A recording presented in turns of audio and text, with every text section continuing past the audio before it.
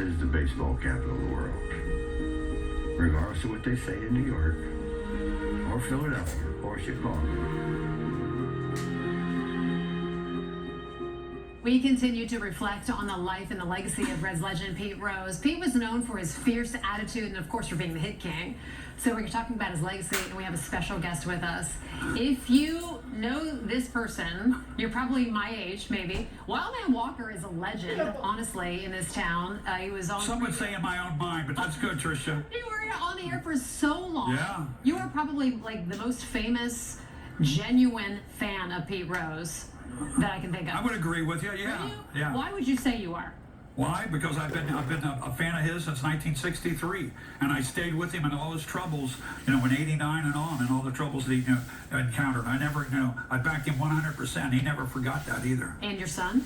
Well, I named my son Pete after him. Yeah, Pete Edward, right? Was it yes, yeah. The whole thing? Here, you know how that worked out? Tell me. My dad's middle name was Edward. So it worked out, Pete Edward Walker. Perfect. Why did you become such a big fan of his? Just the way he played. I mean, the way he played hard every at bat. And I mean, if he wanted 2 hits, he wanted 3. He wanted 4, he wanted 5. And he was always great with the fans. I mean, I don't know how many autographs I got before I even got in the media that I got from Pete Rose at Crosley Field, because I was there like from '67 to '70. I bought like a half-season ticket, so I got him to sign all kinds of stuff, and he didn't even know me then.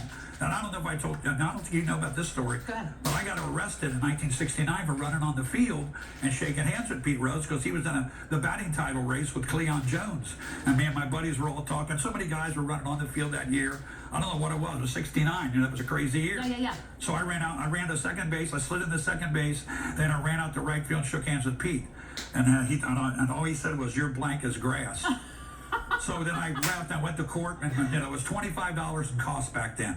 Well, then I went back to the ballpark the next day. I had him sign my disorderly conduct ticket. Him and Tommy Helms. Oh yeah, so I got it in a frame. Awesome. You have all these tickets also. Yeah, those are. I wanted to bring that little show and tell. That was 2 tickets from $41.92 when he came back as manager, August 17th, June 6th, 1964, when I first met Pete. Really. I mean, because, I didn't have a car. My dad was working. He couldn't get me down to the ballpark that much. Yeah. And then the ticket stuff from the softball game. Yeah. And the ticket stuff from October 1st. I think he got it upside down.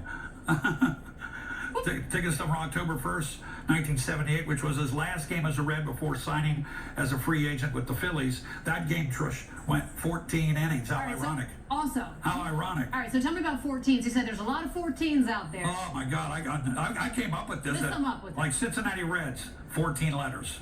Okay, how many bats in the smokestacks at Great American Ballpark? 14. Pete Edward Rose. Okay, 14 letters. Let's see. Pete Edward Rose. What's the other 14s? That's good stuff. Well, that's 3 right there. That's 3. Yeah, but Cincinnati Reds, it's just ironic, 14. So we have so many photos we've been showing of you over the years.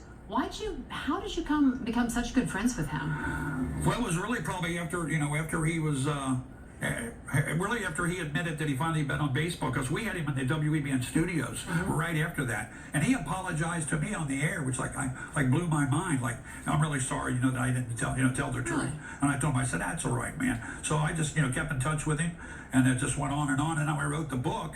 I said, I'm going to come out to Vegas to see you, and I need you to get some pictures. He said, come on out. And that's when I met him out in Vegas. Because you were with him a lot in Vegas, and we have all these. Yeah. Tell me, we have to wrap it up, but tell me about your book, so that people could learn more information about it. Well, it's called Wildman, the Book Part 2. Now, Part 2 is out. You can get it through Amazon and then probably some of the other sites, but it's all about my radio career, how it started. I mean, my radio career, as you know, was very strange. And here's the topper. A film documentary is now being made about my radio career. Is that right? And we're going to release it, we hope, right after the election. Yeah, a film documentary. So I'll be back with you about the film documentary, because we got great video of talking to the hit king over at the Hampton Inn, before, like 6 months ago, talking about me. It was priceless. And Boomer Esiason. Awesome. Yeah. Oh man, you're the best. Thanks, man. Good to see you. All right, here's Dan Wells with Health Minute.